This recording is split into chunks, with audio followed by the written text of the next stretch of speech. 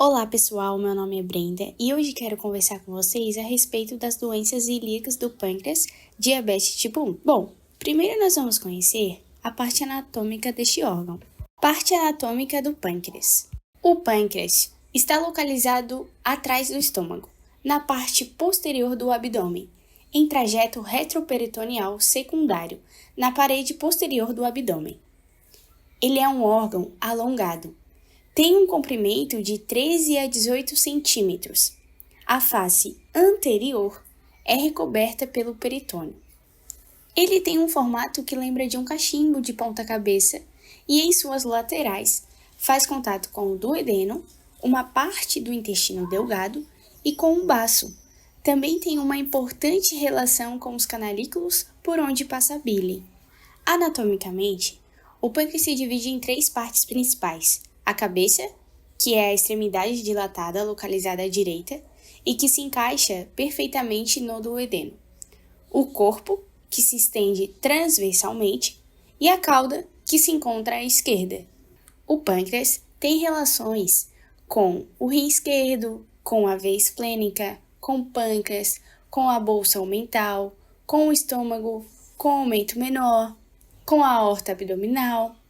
Ele se relaciona também com alguns vasos importantes, que são vasos esplênicos, vasos mesentéricos superiores, ampola de Walter, ducto pancreático acessório, nós temos o duodeno, nós temos o ducto colédrico, veia cava inferior, tronco celíaco, com o baço também.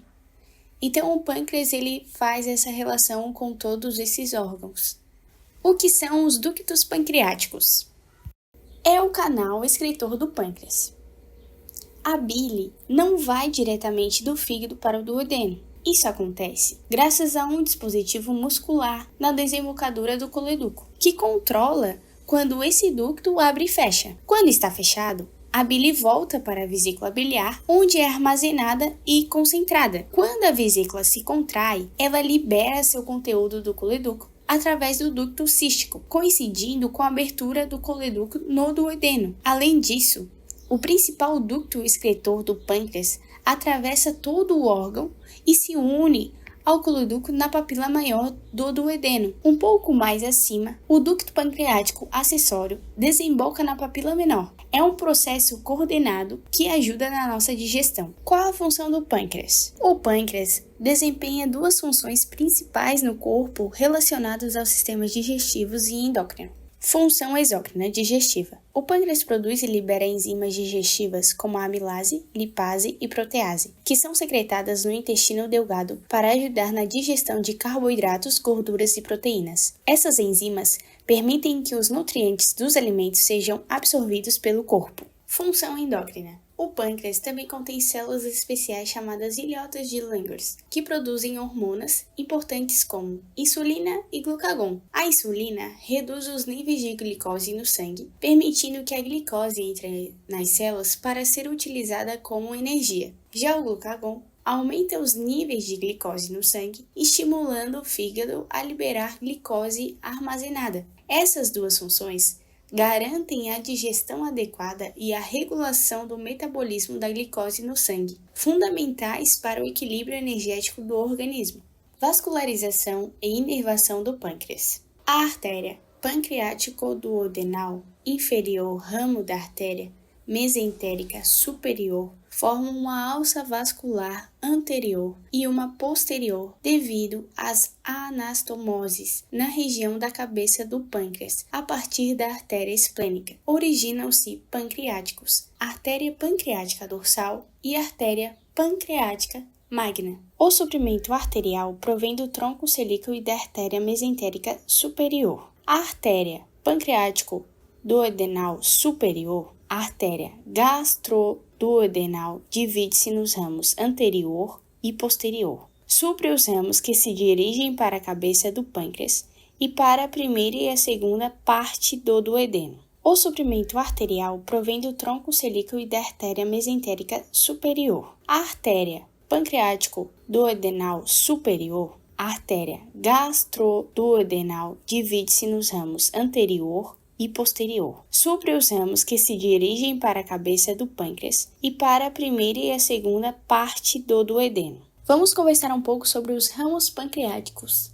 Eles são numerosos na região do colo, do corpo e da cauda.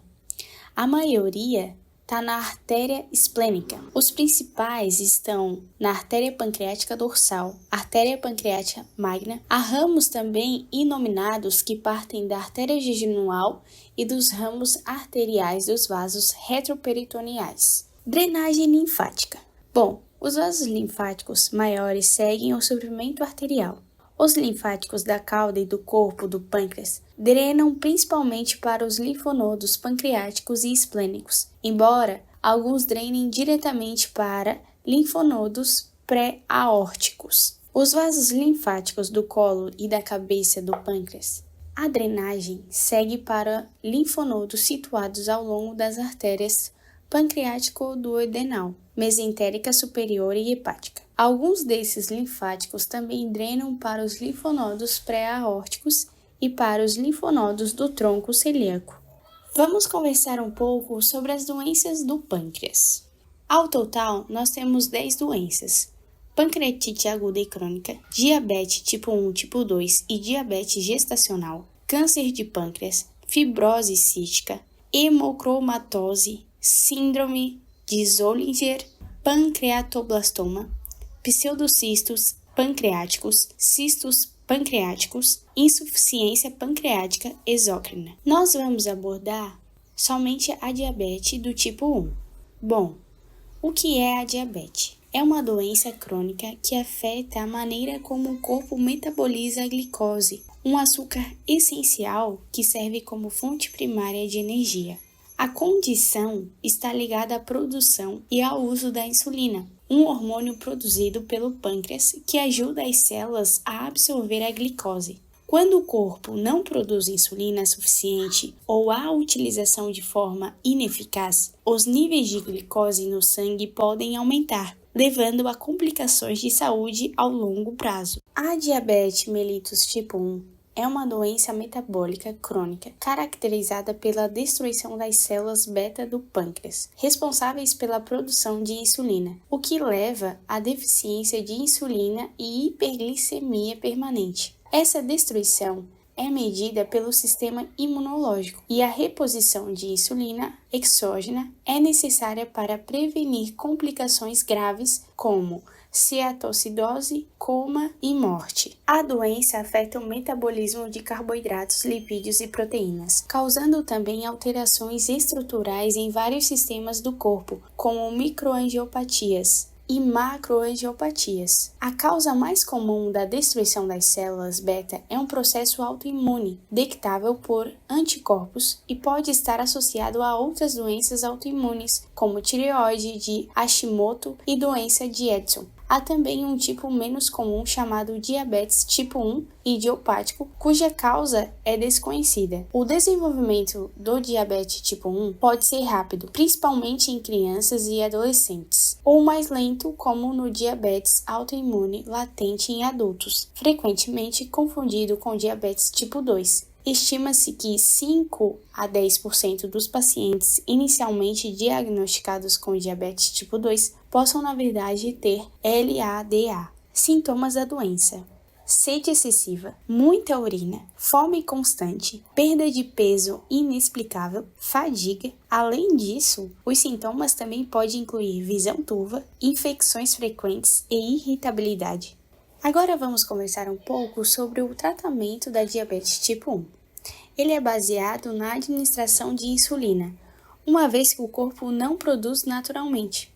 As opções de tratamento incluem injeções de insulina, uso de bomba de insulina e monitoramento rigoroso dos níveis de glicose no sangue. Além disso, é fundamental adotar uma alimentação saudável, praticar atividades físicas e controlar os fatores de risco relacionados a complicações da diabetes tipo 1. Bom, neste slide nós temos 3 perguntas. Primeira, qual a função do pâncreas? Descreva a posição anatômica do pâncreas. E a terceira, como a destruição das células beta do pâncreas leva ao desenvolvimento do diabetes tipo 1 e por que é necessária a reposição de insulina exógena. A seguir, gostaria que você assistisse esse vídeo em animação que vai entrar no próximo slide.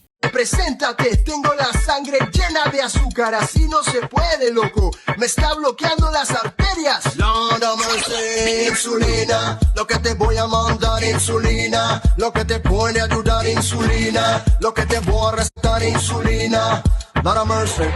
Te voy a presentar la hormona famosa que de tu sangre quita toda la glucosa. Dice glucosa aquí no puedes estar, a cualquiera de estas células te tiene que usar. Le voy a abrir la puerta para que pase usted y no me salga hasta que se convierta en ATP y hasta que se convierta en la pura energía que se consume todo el día. La glucosa en sangre no me va a matar, la glucosa en sangre no me va a matar, porque chuga, chuga, chuga vamos a eliminar, chuga, chuga, chuga vamos a guardar, chuga, chuga, chuga vamos a almacenar, chuga, chuga, chuga vamos a... Páncreas, hazte loco, tengo la sangre bajita en azúcar, friend. Me da miedo que nos dé un faracho, me da miedo un mareo. ¿Quieres? Cuando está bajito de azúcar, mi turno por fin llegó. Yo dejo salir la glucosa y que la insulina almacenó. Soy glucagón, soy glucagón, soy glucagón, soy glucagón. La glucosa en sangre está a nivel normal. E para concluirmos, a diabetes tipo 1 é uma condição séria que requer cuidados e tratamentos adequados. Ao compreender os sintomas, diagnóstico, tratamento e causas dessa doença, busque ajuda e lembre-se, quanto mais precoce for diagnosticado o tratamento, é melhor e eficiente, aumentando a qualidade de vida. Muito obrigada e até a próxima!